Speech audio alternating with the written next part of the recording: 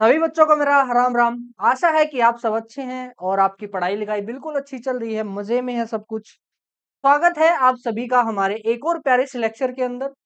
हमारी freedom series चली हुई है जिसके अंदर हम 12th की केमिस्ट्री को अच्छे से डीपली लर्न करने जा रहे हैं, जहां पे लेक्चर्स के अंदर हम बात करेंगे आपका थ्योरेटिकल पोर्शन क्या है, साथ साथ हम जितने भी एक्सपेरिमेंट पॉसिबल हो सकते हैं वो एक्सपेरिमेंट सब हम सब करेंगे लेक्चर्स में ही। साथ साथ हम बोर्ड के पीवाईक्यूज, एचबीएससी हो या सीबीएसई हो, वो पीवाईक्यूज करेंगे। और उसके साथ साथ हम देखेंगे क्लास के अंदर ही कि जेई के अंदर या नीट के अंदर यहाँ से क्या क्या सवाल पूछे गए हैं, वो हम एग्जाम्पल के थ्रू करेंगे। आप खुद से उन सवालों को कर पाओगे, इसकी मेरी गारंटी है। हम बिल्कुल लास्ट पड़ाव पे हैं, हमारे चैप्टर के लास्ट टॉपिक ही हमारा आ गया है। जो रिसेंटली हमने कवर किया है वो है आपका कोलिगेटिव प्रॉपर्टीज। 4 टाइप की प्रॉपर्टीज थी, उसी का ही एक एडवांस वर्जन है जो हमारा बचा हुआ है, वही इस वाले लेक्चर के अंदर हम कवर करने जा रहे हैं। देखो, सबसे पहले कोलिगेटिव प्रॉपर्टी क्या थी? वो प्रॉपर्टी जो सिर्फ और सिर्फ डिपेंड करती है अमाउंट ऑफ सोल्यूट पे। सोल्यूट क्या है, कैसा है, उसका साइज कितना है, उस पे डिपेंड ना करके सिर्फ और सिर्फ डिपेंड करती है अमाउंट पे। वो कोलिगेटिव प्रॉपर्टी थी। 4 टाइप की प्रॉपर्टी थी, कौन कौन सी? सबसे पहले हमने देखी relative logarithm of vapour pressure. Second हमने देखी elevation in boiling point. Third हमने देखी क्या था? थर्ड क्या था? Depression in freezing point. और फोर्थ आपका ऑस्मोटिक प्रेशर। लास्ट वाले लेक्चर तक हम ऑस्मोटिक प्रेशर प्रेशर देख चुके हैं। उसका ही एक छोटा सा पोर्शन हमारा बचता है। वो देखो क्या है। देखो, समझो आपका ये एक सेटअप मैंने तैयार कर दिया। ठीक है, क्या किया है? 2 कंटेनर थे, उन दोनों कंटेनर को मिला के एक अलग से नया कंटेनर बना दिया। ठीक है, एक ये गिलास टाइप समझ लो, एक ये गिलास है, और इन दोनों को मैंने नीचे से मिला दिया। बीच में यहाँ पे मैंने सेट कर दी एक एसपीएम। यहाँ पे सेट कर दी क्या? एसपीएम। सर एसपीएम, एसपीएम मतलब सेमी परमिएबल मेम्ब्रेन, जो कि सिर्फ सोलवेंट पार्टिकल को ही अलाउ करती है। अच्छा ठीक है, इस साइड मैंने फिल कर दिया प्योर सोलवेंट को। ये फिल कर दिया हमने प्योर सोलवेंट। यहाँ लिखते हैं प्योर सोलवेंट। और इस साइड मैंने फिल कर दिया सॉल्यूशन को। साइड फिल कर दिया सॉल्यूशन।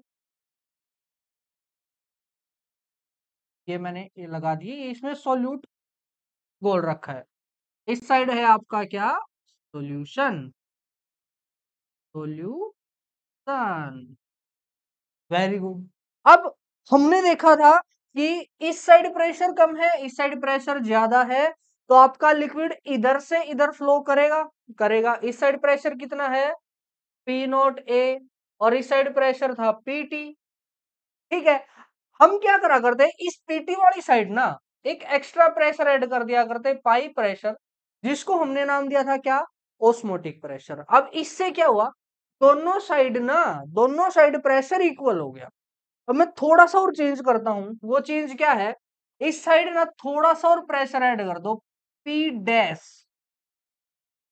पी प्लस पाई तो पहले ही था, थोड़ा सा और हमने प्रेशर इस साइड में लगा दिया। अब देखो, जो पाई प्रेशर ऐड किया था दोनों साइड बराबर हो गए थे। क्या बराबर हुआ था? पी नोट ए बराबर है पीटी प्लस पाई। ये था। अब क्या हुआ? जो पी नोट ए वाली साइड है, पी नोट ए साइड, और एक साइड है आपका PT plus pi P dash.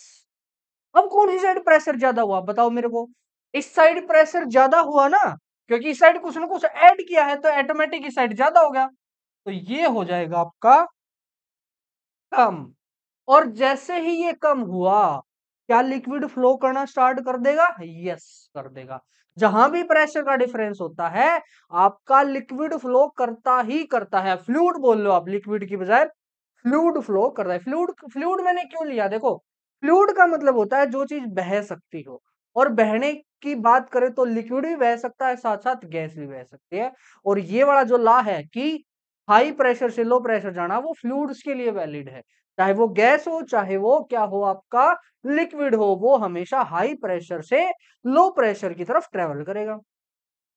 अब क्या हुआ, इस साइड प्रेशर ज्यादा हुआ, तो इस साइड से लिक्विड इस साइड जाना चाहेगा ना, यानी अब जो फ्लो होगा आपका वो होगा इस साइड आपका फ्लो हो जाएगा।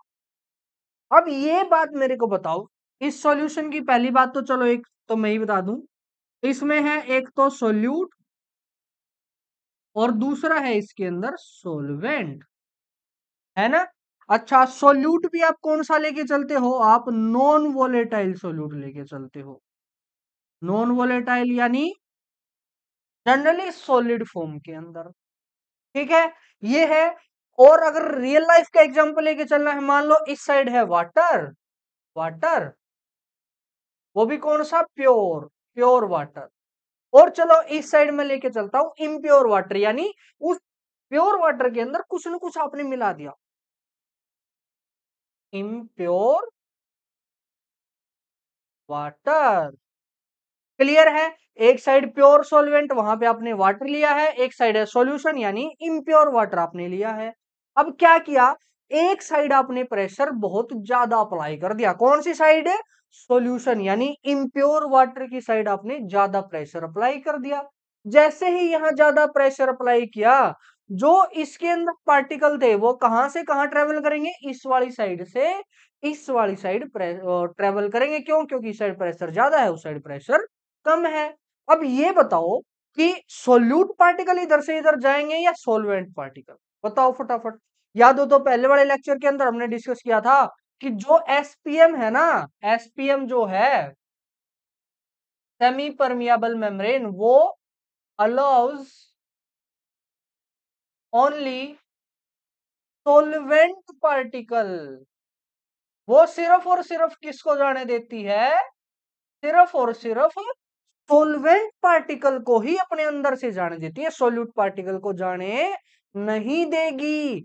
यानी यहां से जो प्योर वाटर है आपका, अगर आपने एक्स्ट्रा प्रेशर ऐड कर दिया, तो यहां का जो प्योर वाटर है वो इस साइड जाना स्टार्ट कर देगा कि नहीं कर देगा, यस कर देगा। अब इस साइड आपका हुआ प्योर वाटर, इस साइड बची इम्प्योरिटी। इस इम्प्योर वाटर के अंदर से, इस गंदगी वाले पानी के अंदर से आपने पानी पानी को एक साइड कर लिया, यानी आपने वाटर को कर दिया प्योरीफाई, ठीक है। अच्छा, वाटर प्योरीफाई से हम क्या समझते हैं, जैसे आपको बोल दूं कि पीने का पानी अगर आपने शुद्ध करना है, किस चीज का यूज करोगे आप, बताओ कौन सा पानी पीते हैं हम, आरओ का पानी पीते हैं ना, किसका, आरओ का। आरओ का पानी पीते हैं क्यों नहीं पीते, कैंपर वाला आरओ का पानी। सर ये आरओ, आरओ देखो क्या है, यहां से यहां लिक्विड जाना क्या कहलाता था, ओस्मोसिस। याद हो तो क्या कहलाता था, इधर से इधर लिक्विड जाना ओस्मोसिस। उसी प्रोसेस को उल्टा कर दिया, रिवर्स कर दिया, तो वो क्या बन गया, रिवर्स ओस्मोसिस। तो जो आप डेली सुनते हो ना आरओ आरओ, वो क्या है, रिवर्स ओस्मोसिस। वो हमारी केमिस्ट्री का ही एक नाम है, रिवर्स ओस्मोसिस। सेम बायो में भी यूज होता है। तो अब से जब भी आरओ सुनो, आरओ का मतलब क्या, रिवर्स ओस्मोसिस। और वो काम कैसे करता है, आप ना जहां गंदगी वाला पानी है वहां पे ज्यादा प्रेशर अप्लाई कर दो, क्या लगा के, एसपीएम लगा के। तो जैसे ही आपने ज्यादा प्रेशर अप्लाई करा, वहां से जो प्योर प्योर वाटर था वो एक साइड में इकट्ठा होता जाएगा, और इस वाले पानी को हम अब यूज कर सकते हैं, ठीक है। जैसे यहाँ पानी खत्म हुआ और पानी ऐड कर दो, फिर से हाई प्रेशर अप्लाई करो, जो पानी पानी है वो इस साइड आता रहेगा और जो गंदगी है वो इस साइड आती रहेगी। अगर घर में लगे आरओ देखो आप, वहां ना ऐसे ट्यूब सी लगी रहती हैं, फिल्टर जिनको बोलते हैं, उन फिल्टर के अंदर यही सिस्टम है आपका, एसपीएम लगी रहती है, हाई प्रेशर अप्लाई करके पानी प्योर निकलता है। आप देखोगे टाइम टू टाइम ना उन फिल्टर को चेंज करवाना होता है, क्यों चेंज करवाता है, क्योंकि यहाँ ना पानी तो निकल गया लेकिन इम्प्योरिटी बच गई।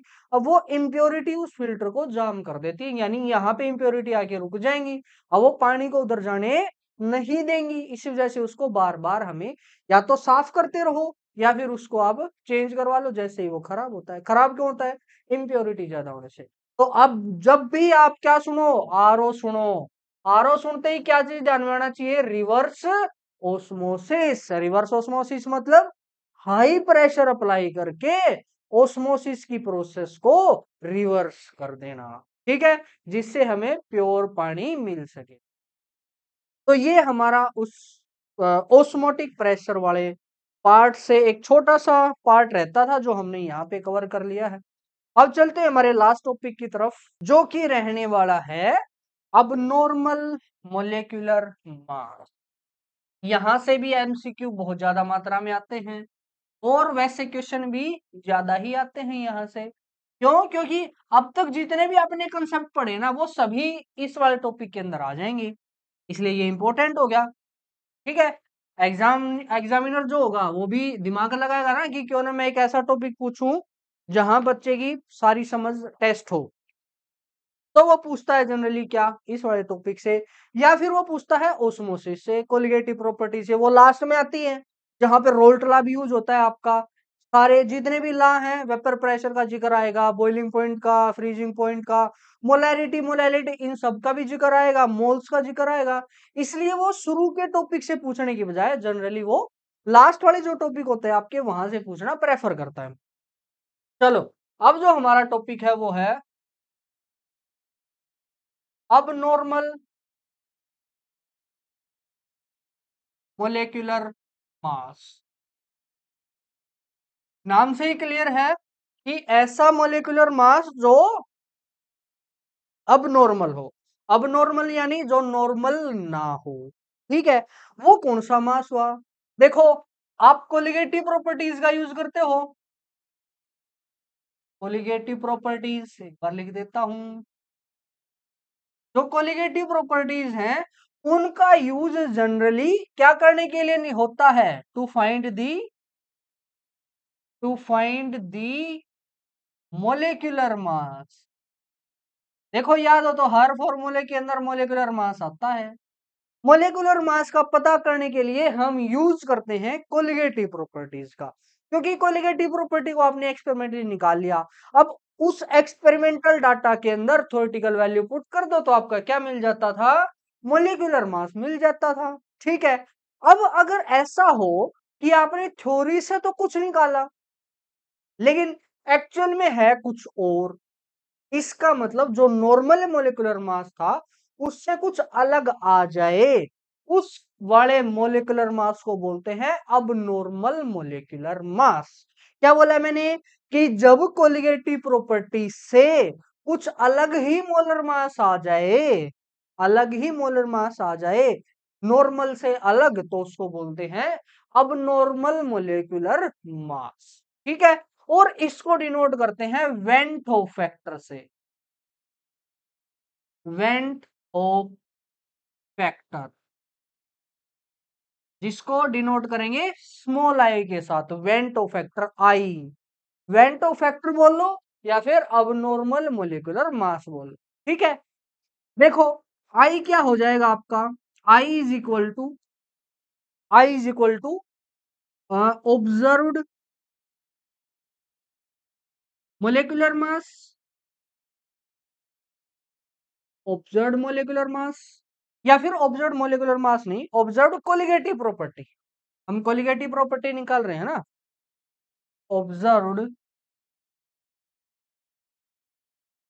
Colligative properties divided by calculated colligative properties. देखो, एक तो है ऑब्जर्व्ड और एक है कैलकुलेटेड। कैलकुलेटेड कौन सी, कैलकुलेटेड कौन सी, कैलकुलेटेड यानी जो आपने फॉर्मूले के अंदर रख के वैल्यू निकाली है वो, और जो आपने एक्सपेरिमेंट किसी दूसरे एक्सपेरिमेंट से निकाला है या किसी दूसरे डाटा से निकाला है वो हो जाएगा ऑब्जर्व्ड। यानी ये है ट्रू वैल्यू और ये है कैलकुलेटेड वैल्यू, ये जो आपने कॉपी पेन के साथ निकाला है और ये जो एक्चुअल में उसकी वैल्यू है वो हो जाएगा ऑब्जर्व बाय में कैलकुलेट। इन दोनों की जो रेशियो है उसको हम बोलते हैं आई वेंट होफ फैक्टर। अब मेरे को ये बताओ, अगर आई की वैल्यू 1 हो जाए तो उस केस में क्या बोल सकते हो, देखो जब भी आई की वैल्यू 1 हो जाएगी हम बोल देंगे कि हमारा जो भी एक्सपेरिमेंट था और जो हमारी थ्योरेटिकल वैल्यू थी वो दोनों क्या है, वो दोनों है सेम। क्योंकि जब यहाँ सेम हो और यहाँ सेम, दोनों जगह सेम सेम हो, तब ही आपकी आई की वैल्यू क्या आती है, आई की वैल्यू आपकी 1 आ सकती है। ठीक है, 1 से अलग आए इसका मतलब यहाँ दोनों जगह पे गड़बड़ थी। समझ गए, पक्की बात है। अब देखो आई को ही रिप्रेजेंट करने के और तरीके भी हो सकते हैं। और तरीके क्या होंगे कि मैं एक बार इसको हटा देता हूं। एक तो तरीका यही हो गया, observed colligative property divided by calculated colligative property. अब जब भी हम कोलिगेटिव प्रॉपर्टी निकालते हैं, जैसे मैंने लिखी क्या लिखे, कोई सी भी ले लो, यही ले लेते हैं चलो। क्या ले, pi is equal to CRT, ये हमने ली। इससे मोलिकुलर मास कैसे निकालेंगे, ये पाई है आपका कोलिगेटिव प्रॉपर्टी, ये सी क्या है, कंसंट्रेशन, पुट करो कंसंट्रेशन यानी number of moles divided by volume into RT, हो गया। अच्छा, नंबर ऑफ मोल्स का formula given mass by molar mass, given mass by में मोलर मास गुणा में वी गुणा में आरटी। देखो यही फॉर्मूला हुआ ना। अब यहां से मुझे एक बात बताओ, कोलिगेटिव प्रॉपर्टी में और मोलर मास में या मोलिकुलर मास में कैसा रिलेशन है, डायरेक्टली प्रोपोर्शनल का या इनवर्सली प्रोपोर्शनल का, फटाफट देख के बताओ। यहां था पाई, ये रहा पाई, और ये है मोलर मास। कैसा रिलेशन है, डायरेक्टली है या इनवर्सली है, इनवर्सली है। यानी मैं बोल सकता हूं कि जो भी आपकी कोलिगेटिव प्रॉपर्टीज होती हैं वो इनवर्सली प्रोपोर्शनल होती हैं इसके मोलर मास के। बोल सकता हूं कि नहीं बोल सकता, यस बोल सकता हूं, colligative property are inversely proportional to molecular mass. जिसका मोलिकुलर मास कम होगा उसके लिए कोलिगेटिव प्रॉपर्टी आएगी ज्यादा। अच्छा, इसी बात का यूज करके मैं लिखता हूं कि जो आपके आई की वैल्यू है,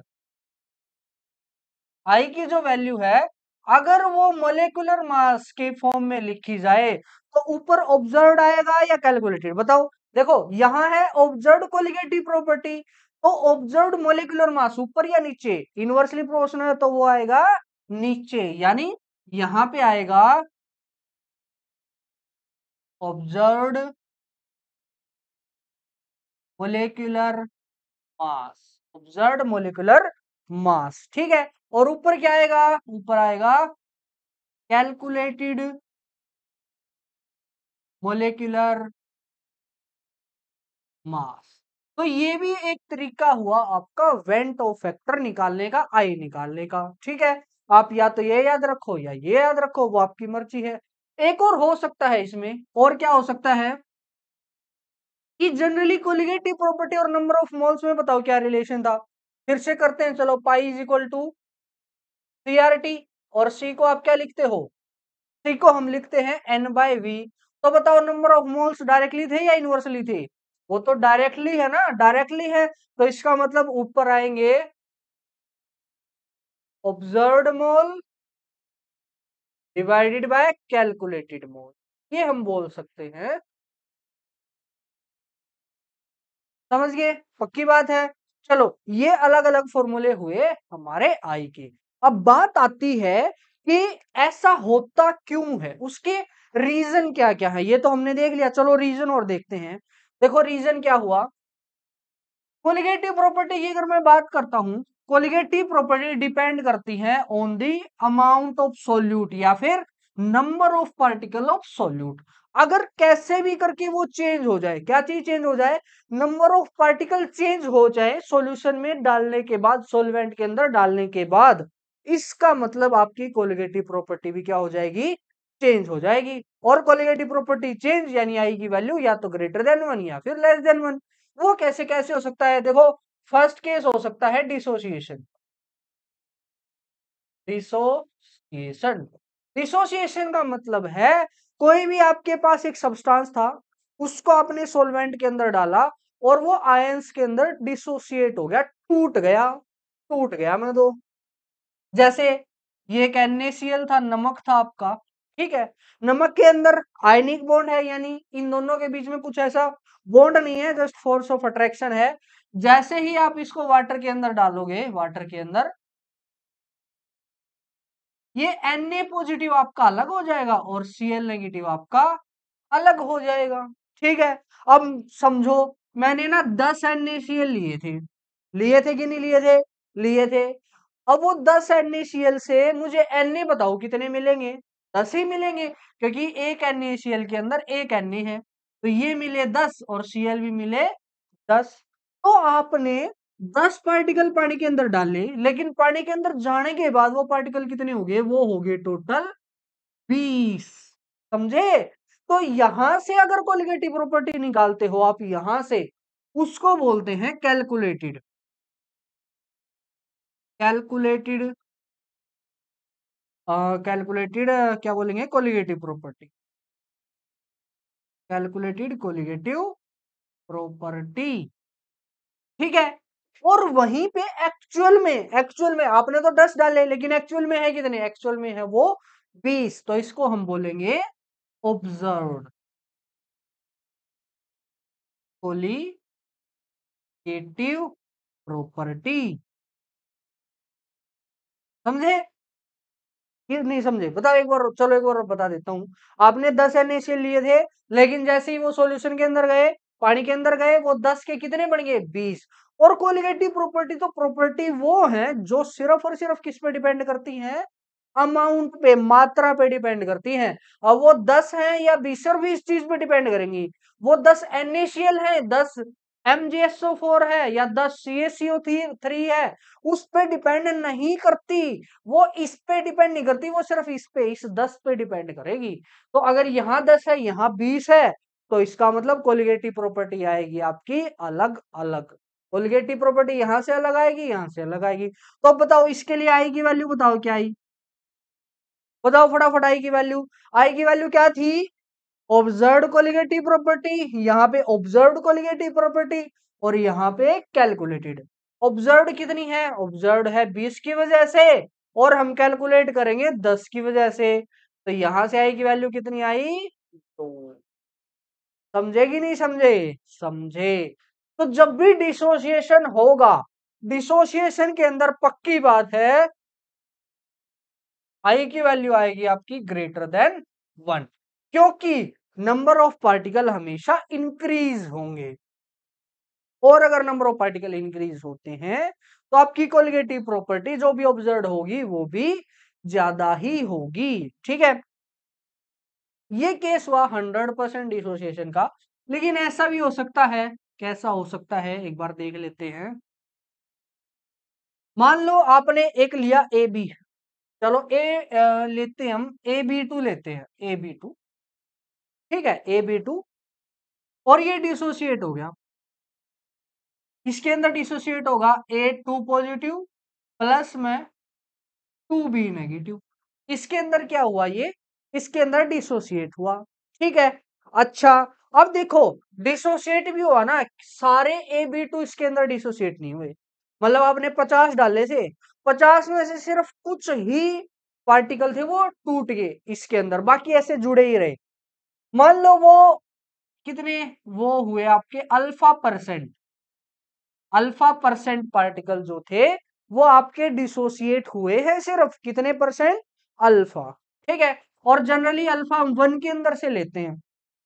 तो मान लो स्टार्टिंग में आपने ये लिया था, स्टार्टिंग में, बिल्कुल स्टार्टिंग में, तो ये कितने थे? ये थे 0, क्योंकि ये केस है बिल्कुल स्टार्टिंग का, जहां पे डिसोसिएट नहीं हुए। अब क्या हुआ? थोड़ी देर बाद 1 में से अल्फा डिसोसिएट हो गए, एक में से अल्फा टूट गए, बच गए कितने? 1 माइनस अल्फा। नीचे में लिख रहा हूं बच गए कितने। ठीक है। एक लिया था, एक में से अल्फा डिसोसिएट हो गया, तो कितने बच गए? 1 माइनस अल्फा। समझे? अच्छा, 1 माइनस अल्फा से बढ़ेंगे कितने? कितने जने टूटे हैं? अल्फा। अब एक से मिलता है एक, तो अल्फा से मिलेगा अल्फा। देखो, एक था, एक से मिलता है एक एक, एक AB2 से मिलता है एक एक, तो अल्फा जने टूट गए ना। अब अल्फा जने टूट गए, तो अल्फा से ये कितने मिलेंगे? ये भी मिलेंगे अल्फा। क्लियर है? चलो, क्लियर हुआ। ये कितने मिलेंगे बताओ। देखो, एक से मिलते हैं दो, ये कोफिशिएंट जरूरी है। ये जो आगे है ना, यही बताता है कि कितने मिलेंगे एक से। एक से मिलते हैं दो, तो अल्फा से मिलेंगे टू अल्फा, अल्फा से मिले टू अल्फा। क्लियर है? ठीक है। अब बताओ आई की वैल्यू क्या आएगी। आई किसके बराबर था? Number of moles divided by initial moles. I की वैल्यू क्या आई थी? यहाँ पे आई थी ऑब्जर्व्ड, यहाँ पे थी कैलकुलेटेड। ऑब्जर्व्ड यानी जो एक्चुअल में है, एक्चुअल में तो ये सीन है ना, एक्चुअल में तो ये सीन है, ठीक है। और थ्योरेटिकली ये सीन है, स्टार्टिंग में आप ये लेके चले थे, आप तो ये लेके चले, लेकिन एक्चुअल में ये बन गया उनका। तो आई की वैल्यू कैसे निकालोगे? जो बन गया यानी ऑब्जर्व्ड, ऑब्जर्व्ड कितने हैं? One minus alpha plus two alpha, ठीक है। डिवाइडेड बाय, डिवाइडेड बाय क्या आएगा बताओ? डिवाइडेड बाय, फटाफट, डिवाइडेड बाय यहां था क्या? कैलकुलेटेड, और कैलकुलेट तो हम एक की वजह से करेंगे, तो डिवाइडेड बाय वन। तो ऐसे करके आप किसी के लिए भी क्या निकाल सकते हो? आई की वैल्यू निकाल सकते हो, जब डिसोसिएशन 100% ना हो। 100% डिसोसिएशन नहीं होगा तो अल्फा होगा, और अल्फा के केस में आपको ये करके देखना पड़ेगा, ठीक है। क्लियर है? अगर इसी में बोल दूं कि मैं 100% डिसोसिएशन हुआ है, तो इसके लिए आई की वैल्यू, इसके लिए आई की वैल्यू आएगी, बताओ इसके कितने टुकड़े हो रहे हैं? एक के कितने टुकड़े टुकड़े हो रहे हैं? एक के हो रहे हैं 3 टुकड़े, तो इसके लिए आई की वैल्यू आएगी 3। समझ गए? क्लियर है? शाबाश। करो इसको नोट। कुछ एग्जांपल करते हैं जो आपके बोर्ड के अंदर आते हैं। अगर ये समझ में नहीं आया छोड़ देना इसको, कोई दिक्कत नहीं है, लेकिन समझना पड़ेगा क्योंकि नेक्स्ट चैप्टर के अंदर भी ऐसा ऐसा कुछ है जहां पे एक टॉपिक को हम इसी तरीके से सोल्व करेंगे। अब देखो, जैसे मैंने लिया NaCl, मैंने लिया था NaCl, आई की वैल्यू बताओ कितनी आई इसके लिए? आई की वैल्यू आई थी 2, ठीक है। मैंने लिया HCl, बताओ HCl के लिए आई की वैल्यू क्या आएगी? HCl भी दो आयंस में टूटेगा, H और Cl, तो इसके लिए भी आई की वैल्यू आएगी 2। मैंने लिया H2SO4, इसके लिए आई की वैल्यू, वेरी गुड, कितनी आएगी? 3। सर 3 कैसे? एक्चुअल में जो ये H2SO4 है ये ऐसे टूटेगा, H पॉजिटिव और SO4 2 नेगेटिव, लेकिन ये H यहाँ पे दो जने हैं तो यहाँ पे 2 आएगा। सर ये कैसे पता कि उस पे चार्ज +1 आएगा -1 आएगा? देखो, पीरियोडिक टेबल याद करो, पीरियोडिक टेबल में आपके ग्रुप है, ग्रुप 1, हलीना की रब से फरियाद, ये है आपका ग्रुप नंबर 1। ग्रुप नंबर 2 क्या है आपका? ग्रुप नंबर 2 है आपका, यहां से शुरू होता है पहली लाइन छोड़ के, बेटा मांगे कार सेंट्रो बाप राजी, राजी बोलो या रोवेल बोलो, मर्जी है आपकी, लेकिन वो जनरली 3 4 तक ही पूछेगा। ये आपका ग्रुप 1 है, ये ग्रुप 2 है। देखो, जो भी ग्रुप 1 है हमेशा उसके ऊपर चार्ज आएगा +1। कितना आएगा? +1। जैसे NaCl था, Na कभी भी अलग होगा तो वो Na+1 चार्ज लेके अलग होगा।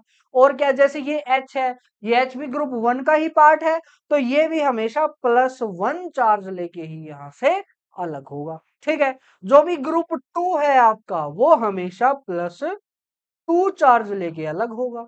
जैसे मैं एग्जांपल लिखता हूं, एग्जांपल मैंने लिखा MgSO4, MgSO4, ये जब भी डिसोसिएट होगा ये ऐसे डिसोसिएट होगा, Mg2 पॉजिटिव और SO4 2 नेगेटिव, ठीक है। ग्रुप 2 था तो उसके ऊपर चार्ज कितना आएगा? +2। इसके लिए आई की वैल्यू बताओ फटाफट, कितने पार्टिकल के अंदर टूटा है ये? एक और एक, दो, तो यहां इसके लिए आई की वैल्यू आएगी 2, ठीक है। क्लियर है? और जैसे हमने बोला CaOH2, बताओ इसके लिए आएगी वैल्यू क्या आएगी? फटाफट देखो, जो Ca है वो कैसे कैसे टूटेगा? Ca2 पॉजिटिव में, क्योंकि ग्रुप 2 का पार्ट है ये रहा, और OH, OH के ऊपर आता है -1, OH नेगेटिव बार बार सुना भी होगा आपने। तो यहां से एक Ca निकलेगा और दो OH निकलेंगे। आई की वैल्यू कितनी आई? आई की वैल्यू आई 3। क्लियर है? कैसे? आपने सिर्फ देखते ही आई की वैल्यू पता करनी है।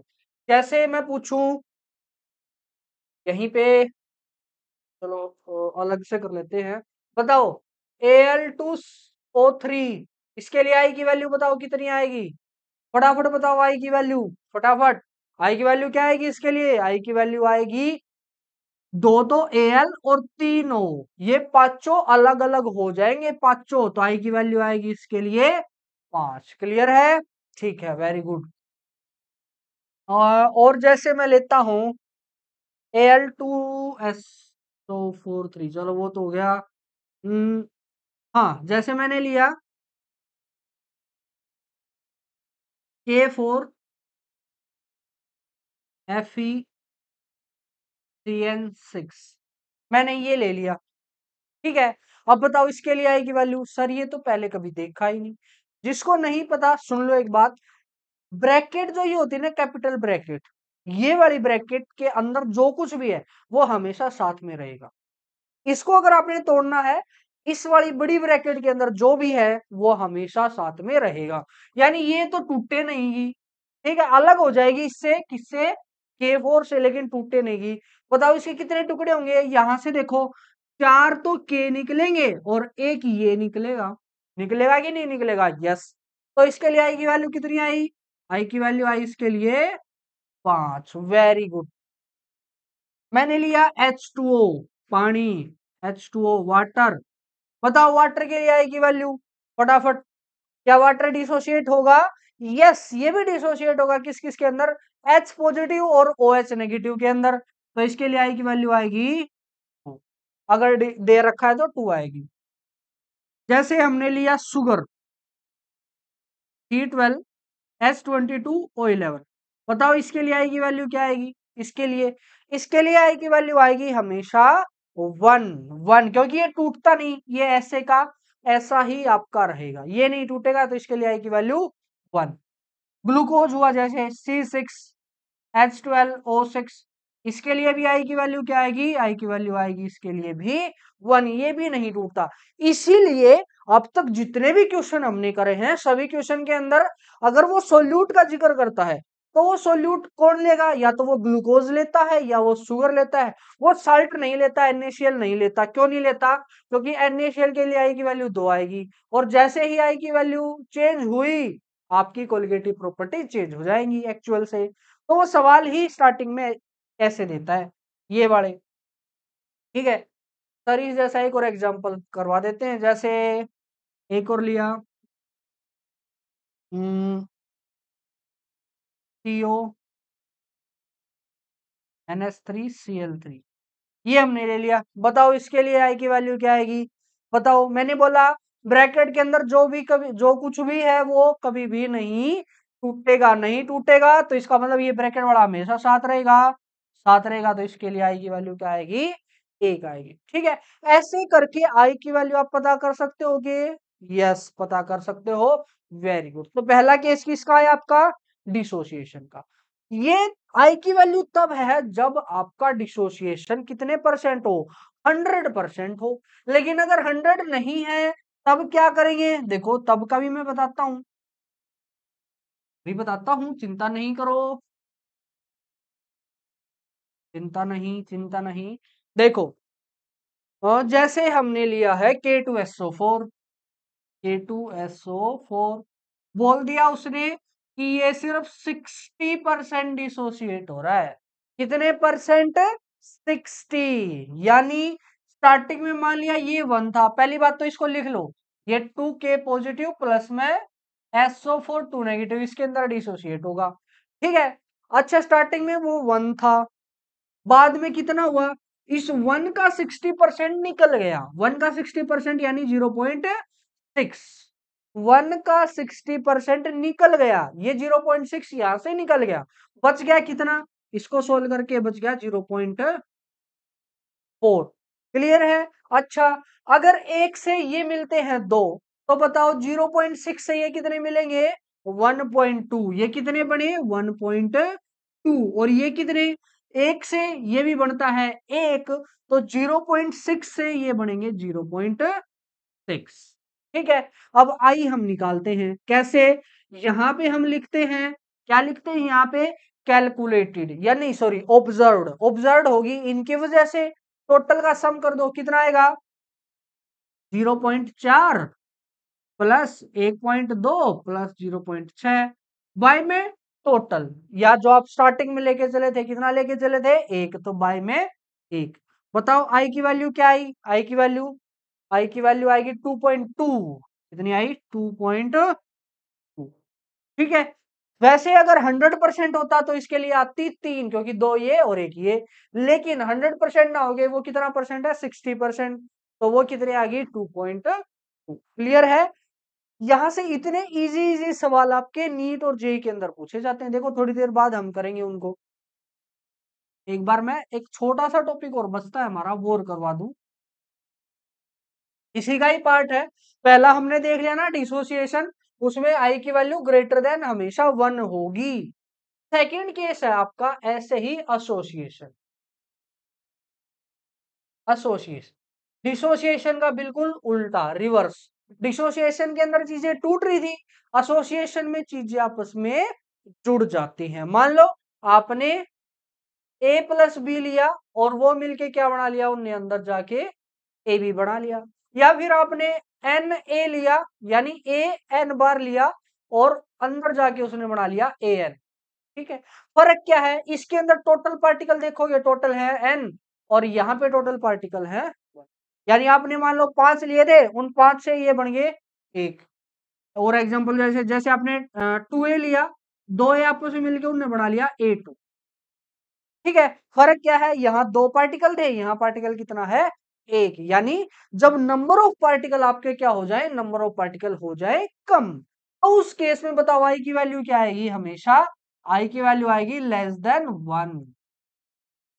ठीक है, क्योंकि नंबर ऑफ पार्टिकल क्या हुए हैं, नंबर ऑफ पार्टिकल कम हुए हैं, कम ऑब्जर्व्ड होंगे, और ऑब्जर्व्ड कम होंगे तो कोलिगेटिव प्रॉपर्टी की वैल्यू भी आएगी कम, तो आई की वैल्यू एक से कम। क्लियर है। अब यहाँ पे अगर डिसोसिएशन आपका 100% ना होके कुछ और हो तो कैसे निकालोगे, यहाँ पे है नंबर ऑफ मोल्स n, यहाँ है स्टार्टिंग में 0, थोड़ी देर बाद क्या होगा, चलो 1 ही लेके चलते हैं इसको, 1 वहां है 0। अब 1 में से अल्फा एसोसिएट हो गए, 1 माइनस अल्फा क्या हुए, एसोसिएट हुए, तो ये कितने होंगे, देखो n से मिलता है एक, n जने मिलके बनाते हैं एक, n जने मिलके बनाते हैं एक। चलो ना इसको ऐसे करते हैं, ज्यादा टफ नहीं करते, ये है n, ये है a। ठीक है। अब n में से n अल्फा, देखो n का अल्फा परसेंट, इसलिए 1 माइनस अल्फा जो मैं लिख रहा था ना, एक्चुअल में ये 1 माइनस 1 अल्फा है, 1 माइनस 1 अल्फा। 1 अल्फा क्यों, क्योंकि 1 की और अल्फा की गुणा होगी, 1 का अल्फा परसेंट यानी 1 का अल्फा परसेंट, 1 गुणा अल्फा, यहाँ पे क्या है n का अल्फा परसेंट, तो n का अल्फा, n का अल्फा, पहले n थे उसमें से कितने हो गए n का अल्फा, इसलिए n माइनस n अल्फा। यहाँ बढ़ेंगे कितने उससे, देखो यहाँ बढ़ेंगे उससे कितने, कितने बढ़ेंगे बताओ, कैसे पता करेंगे, n से बढ़ता है एक, n को मिला दोगे तो बनेगा एक, n को मिला देंगे तो बनेगा एक को मिला देंगे तो बनेगा एक माइनस सॉरी 1/n, n को उधर ले गए। ठीक है। मिले कितने हैं आपस में, मिले हैं n अल्फा, तो वो कितने बन जाएंगे, n alpha divided bye n, n से n कैंसल, ये कितना आ जाएगा आपका अल्फा। क्लियर है ये चीज, पक्की बात है। देखो दोबारा, n से बनता है एक, n जनों को आपस में मिलाओगे तो बनेगा एक, एक जने को आपस में मिलाओगे तो बनेगा 1/n। मैथ है इससे आगे, रियल प्रॉब्लम नहीं है ये, मैथ आगे। अगर n से मिलता है एक तो एक से मिलेगा 1/n, और n अल्फा से मिलेगा n अल्फा बटे n, n से n कैंसिल तो बच गया आपका अल्फा। तो बताओ आई की वैल्यू क्या आएगी, आई इज इक्वल टू, बताओ आई इज इक्वल टू क्या आएगा, टोटल ऑब्जर्व्ड, ये है ऑब्जर्व्ड आपके, और ये है कैलकुलेटेड। ठीक है, ऑब्जर्व्ड कितने हैं, N minus N alpha plus alpha divided by 1। ये आपकी वैल्यू हो जाएगी किसकी, ये आपकी वैल्यू हो जाएगी इसकी वेंटो फैक्टर की, जो कि एसोसिएशन है तो हमेशा आएगा लेस देन 1। अब 99% आपका केस आता है डिसोसिएशन का, एसोसिएशन का केस आता ही नहीं है, लेकिन आ सकता है इसलिए हमने बता दिया है। ठीक है, इसी के साथ आपका जो चैप्टर नंबर 1 है वो खत्म हो जाएगा, बस इसके क्वेश्चन पेंडिंग है। तो फटाफट उन क्वेश्चन को देखो एक बार। उससे पहले ना एक छोटा सा टॉपिक, मतलब छोटा सा तो क्या, इसी में एक बात बतानी रहती है। वो बात क्या है, देखो हमने बता तो दिया कि कोलिगेटिव प्रॉपर्टी चेंज हो जाएंगी कि नहीं हो जाएंगी, लेकिन हम फॉर्मूला तो पढ़ चुके हैं, क्या उस फॉर्मूले में भी कुछ चेंज होगा, यस चेंज होगा। जैसे आपने पहली कोलिगेटिव प्रॉपर्टी क्या पढ़ी थी, आरएलवीपी वाली, क्या था उसमें, उसमें था कि P naught A minus P T divided by P naught A, ये किसके बराबर आया था, ये आया था मोल फ्रैक्शन ऑफ किसके, सोल्यूट के। ठीक है, अब कोलिगेटिव प्रॉपर्टी आई टाइम्स हो गई, क्योंकि number of particle I times increase हुए, तो कोलिगेटिव प्रॉपर्टी ये है ना, ये भी आई गुना हो जाएगी, तो यहां पे आ जाएगा आई बी। ठीक है, सेकंड कोलिगेटिव प्रॉपर्टी क्या थी, delta T B, delta T B that is equal to क्या था, के बी इंटू एम। ये वाली कोलिगेटिव प्रॉपर्टी भी आई टाइम्स हो जाएगी, तो यहां पे आ जाएगा आई के बी इंटू एम। थर्ड क्या थी आपकी, डेल्टा टी एफ, ये भी हो जाएगी I into K F into M. ठीक है, और फोर्थ क्या थी, फटाफट बताओ, yes pi is equal to I C R. Colligative property के अंदर सभी के अंदर आपके वेंटो फैक्टर की मल्टीप्लीकेशन हो जाएगी। ठीक है, क्यों, क्योंकि कोलिगेटिव प्रॉपर्टी चेंज हुई, और उस चेंज को हमने फॉर्मूले के अंदर भी बताना होगा। अब देखते हैं इसके क्वेश्चंस, फटाफट देखो। देखो पहला क्वेश्चन क्या कहता है, Vento factor for dilute aqueous solution of strong electro, जब भी ऐसा बोल दे ना स्ट्रॉन्ग इलेक्ट्रोलाइट, स्ट्रॉन्ग बोल दे, स्ट्रॉन्ग का मतलब है आपका कि आपका जो भी डिसोसिएशन है, जो आपका अल्फा है वो 1 है, यानी अल्फा 1 का मतलब डिसोसिएशन 100%। ठीक है, यहाँ पे डिसोसिएशन दे रखा है किसका, बेरियम हाइड्रोक्साइड, बेरियम यानी Ba, हाइड्रोक्साइड यानी OH। जब इन दोनों का कंपाउंड बनाओगे, देखो कंपाउंड कैसे बनाते हैं, नाइन्थ की चीजें मैं कुछ याद दिलाऊं आपको, कैसे बनाते हैं कंपाउंड। कंपाउंड के लिए दो चीजें लिख लो, जो भी नाम दे रखा है, जैसे बेरियम हाइड्रोक्साइड उसने दे दिया, तो एक साइड लिखा मैंने बेरियम, एक साइड हाइड्रोक्साइड। ठीक है, इस पे नीचे लिखते हैं इसकी वैलेंसी, बेरियम की वैलेंसी कौन से ग्रुप में आता है, ग्रुप नंबर 2 में, ग्रुप नंबर 2 में आता है, तो इसकी वैलेंसी आई प्लस की 2, और OH की होती है माइनस, लिख ली। देखो एक साइड प्लस एक साइड माइनस, और प्लस हमेशा उस साइड माइनस इस साइड। ठीक है, अब कर दो इनकी आर पार गुणा, आर पार गुणा करी, एक साइड आया Ba और एक साइड आया OH। अब OH की गुणा अपने कर दी 2 के साथ। ठीक है, अब यहाँ एक चीज देखो, ये 2 जो है ये मैंने मल्टीप्लाई तो कर दिया, लेकिन क्या इस 2 की शक्ति 100 तक पहुंची, नहीं।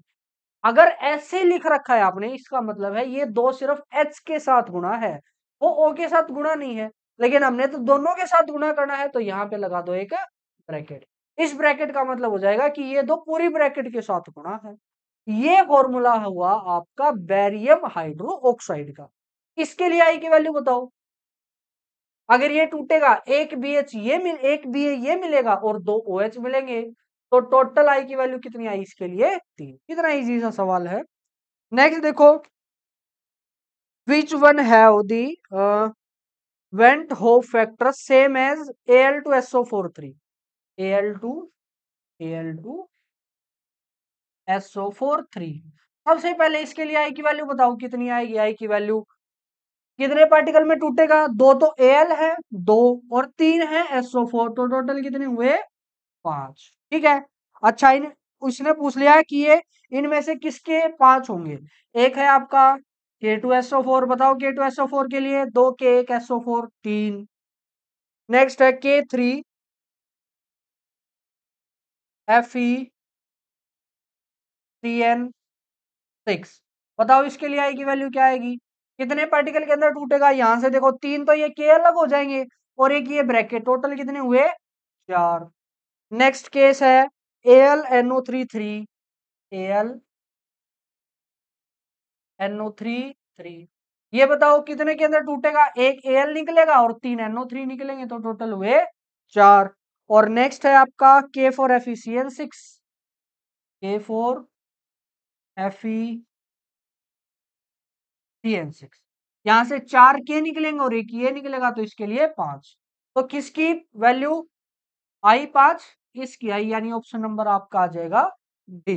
ठीक है, नेक्स्ट देखो, Vento factor for AlCl3 in aqueous solution will be, अगर ये 80% आयनाइज होता है, ठीक है, AlCl3 अगर 80% आयनाइज होता है तो क्या हुआ, चलो यही कर लेते हैं। AlCl3 अगर 80% आयनाइज होता है, पहली बात तो ये कैसे डिसोसिएट होगा, ये डिसोसिएट होगा Al3 पॉजिटिव प्लस में 3Cl नेगेटिव।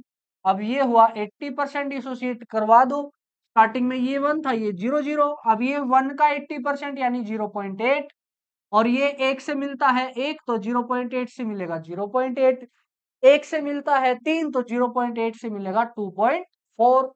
ठीक है, बताओ आई की वैल्यू, ऑब्जर्व कितना है, यहां से बचेगा 0.2 प्लस 0.8 प्लस 2.4, और ऑब्जर्व था 1। बताओ वैल्यू क्या आई, 8 और 2 10, यानी 1 और 2.4 3.4 आपकी वैल्यू आ गई। ठीक है, अगर 100% डिसोसिएशन होता तो ये कितनी आती, 100% होता तो ये आती कितनी 4, 3Cl और एक ये। ठीक है, दूसरा तरीका इसका एक और है, वो तरीका क्या है, अगर 100% होता तो आती 4, 100% में आती 4। आप बस 4 का 80% निकाल दो, वो आपका आंसर हो जाएगा। देखो 4 का 80% निकालो, 4 का 80% कितना आया, 0 से 0 कैंसल, 800 का 32/10 यानी 3 सॉरी, नहीं नहीं नहीं, ये ऐसे तो गलत गलत होगा, गलत होगा, सॉरी। ऐसे तो गलत होगा, गलत होगा, ऐसे नहीं करना है। अभी अभी बस देख के रिजल्ट देख के मेरे को जाना है, ऐसे नहीं करना है आपने, आपने प्रॉपर ऐसे करके ही आंसर निकालना है। ठीक है, क्लियर है। और कोई है क्वेश्चन इसके अंदर,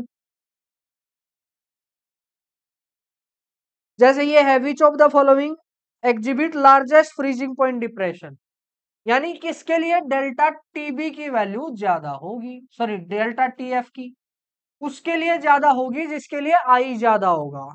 ठीक है, आई, तो क्योंकि ना डेल्टा टीएफ किसके बराबर है, delta TF is equal to, यहां लिख देता हूं चलो,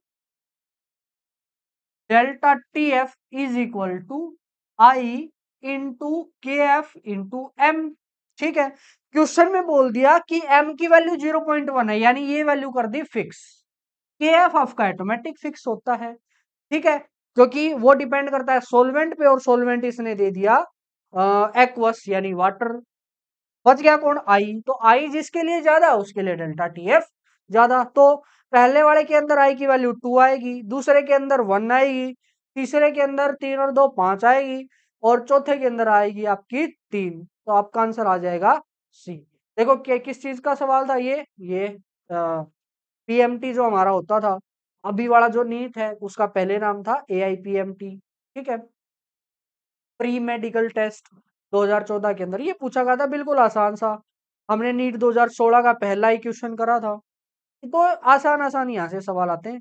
और अब हम बोर्ड के सवाल देखेंगे, वहां भी देखोगे कि कितने इजी इजी सवाल आपके पूछे जाते हैं। ठीक है, क्वेश्चन 5 देखो, calculate the osmotic pressure of 20% NaOH solution. क्या निकालना है, ऑस्मोटिक प्रेशर। ऑस्मोटिक प्रेशर का फॉर्मूला फटाफट बताओ, इतने में ही काम चल जाएगा। Pi is equal to CRT, क्या ये सही है, नहीं, आई लगाना जरूरी है। जब तक वो बोले ना नहीं कि आपका जो सोल्वेंट है, सोल्यूट है, वो ना तो एसोसिएट होता ना वो डिसोसिएट होता, तब तक आप ये वाला फॉर्मूला यूज करोगे। ठीक है, क्या दे दिया उसने? उसने दिया है, एक बार वो देख लेता हूं मैं, 20% weight by volume, 20% weight by volume. ठीक है, let volume is equal to 100 ml। जैसे ही वॉल्यूम आपने 100 ml बोली, आपका डब्ल्यू बी आया कितना? 20। ठीक है, और डब्ल्यू बी 20 आते ही आप एन बी निकाल लोगे। गिवन मास 20, बायोमोलर मास एनयूएच का होता है 40, एनयूएच दे रखा है, एनयूएच तो आया 0.2। पुट कर दो, पाई इज इक्वल टू आई की वैल्यू एनयूएच के लिए, फटाफट एनयूएच, एन एक एन अलग हो जाएगा और ओ एच अलग हो जाएगा, यानी 2, 2 इंटू सी, सी है आपका 0.2। अच्छा, आर है आपका 0.08, 3 प्लस मल्टीप्लाई टेम्परेचर, टेम्परेचर उसने 30 डिग्री दे रखा, यानी 303। मल्टीप्लाई करो फटाफट, आपका आंसर देखो कितना आएगा, मैं भी कर देता हूँ। देखो, करो करो फटाफट। क्या क्या मल्टीप्लाई हमने करना है? 2 गुणा में 0.2 गुणा में 0.083 गुणा में 303, तो आपका आंसर आएगा नियरली 10। 2 गुणा में 0. ठीक है ठीक है, तो आपका नियरली आंसर आएगा 10। ये आपका आंसर हो गया। नहीं नहीं नहीं, ये कैसे आंसर हो गया? ये तो नंबर ऑफ मोल्स आए हैं ना, ये तो मोल्स आए हैं। हमने तो कंसंट्रेशन मोलारिटी लिखनी है, तो डिवाइडेड बाय आपका वो भी तो आएगा। चलो इस 303 को यहाँ कर देते हैं, डिवाइडेड बाय आपका आएगा क्या? ये तो नंबर ऑफ मोल्स आ गए, डिवाइडेड बाय वॉल्यूम भी तो करोगे, वॉल्यूम है आपकी 100 और ml के अंदर है, ये तो मल्टीप्लाई बाय 1000 भी हो जाएगा। यहां से आंसर आएगा आपका 100। ठीक है, ये आपका आंसर हो गया। इसी के साथ हमारा जो सॉल्यूशन चैप्टर था वो कंप्लीट हो गया। सिर्फ अब बचते हैं इस कोलिगेटिव प्रॉपर्टी से क्या क्या आपके पास्ट ईयर क्वेश्चंस आए हैं। ठीक है, वो भी हम देखते हैं अभी आगे। आगे क्या, आई थिंक काफी लंबा लेक्चर हो गया है, उसको नेक्स्ट लेक्चर, एक स्पेशल लेक्चर के अंदर ही देखेंगे। या हो सकता है इस पूरे चैप्टर के जितने पीवाईक्यू हैं वो मैं एक साथ ले आऊं, तो लेकिन अभी टाइम लगेगा लेके आने में। तो शायद मे बी ऐसा हो सकता है कि हम इस वाले चैप्टर को यहीं पे खत्म कर दें और स्टार्ट करें हमारे नेक्स्ट चैप्टर से, जो कि हम आई थिंक कवर करेंगे केमिकल काइनेटिक्स को। ठीक है, तो तब तक आप ऐसे ही पढ़ते रहिए, हंसते रहिए, मुस्कुराते रहिए, हमारे लेक्चर देखते रहिए, साथ साथ इनको शेयर करा करो, लाइक करा करो, और अगर जस्ट इनके सब्सक्राइब नहीं कर रखा है तो सब्सक्राइब भी कर दो। ठीक है, मिलते हैं नेक्स्ट लेक्चर के अंदर, तब तक के लिए राम राम।